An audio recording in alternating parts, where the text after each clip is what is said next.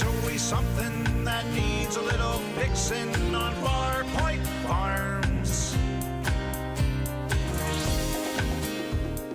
Hey guys, it's Eric, owner of Far Point Restorations. Here we are with the bus. And holy cow, we've started working. While we've been amassing parts, and there are a lot of parts to amass for this project, a lot of stuff is on back order, just shipping issues and all the rest. We have started to tear down the front. We've got a lot of the chrome off of it, a lot of the accessories off of it. Took off this. We're going to be putting a tire mount up here. Got the front vents out. We're going to sandblast that and clean it up. Headlight buckets are out. A lot of rust in there, so we're going to be cleaning that up, fixing some ground issues, and we're going to start sanding this thing down as the weather starts to change. But I wanted to give you an update on it. So far, no surprises. So far, everything is about the way I expected it would be.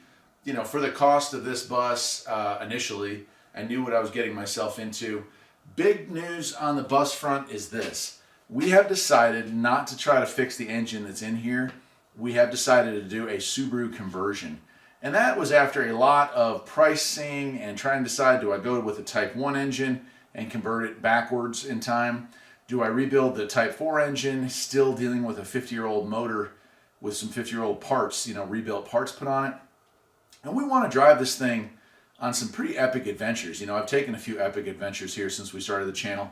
And so it came down to, hey, let's get some modern reliability. Let's get fuel injection. Let's get more horsepower. And let's do it all really for about the same price, if not a tiny bit less than what a quality Type 4 engine rebuild would have run me.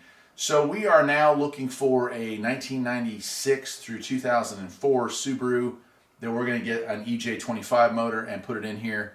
Being a master tech, no problems converting the wiring over, but I am going to be buying the bracket, the brace that's going to go in there and support that engine. We'll have to fabricate a radiator mount for it. And I'm still on the fence, and maybe Jen, you can chime in on this. Air conditioning. We may decide to go with AC. That adds a lot of complexity. What's your thoughts on that? It all depends on how hot it is and how cranky he doesn't mind me being. I mean, we got this airflow right here, you know?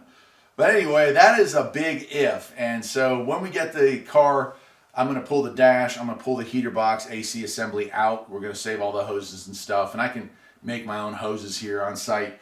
But we'll decide. Obviously, it won't be AC mounted up front. I'm not going to go with like a classic air or vintage air setup. But maybe we put it underneath the Z-bed, and we have heat and AC that we can remote control from the dash with just a knob. So that's something going on. But I wanted to give you an update. The big video, you know, the walk around of this thing is on my main channel. And I'll probably upload a version of that for this channel too, just so we're all on the same page here. But that's it for today. I will see you next time, my friends. Take care.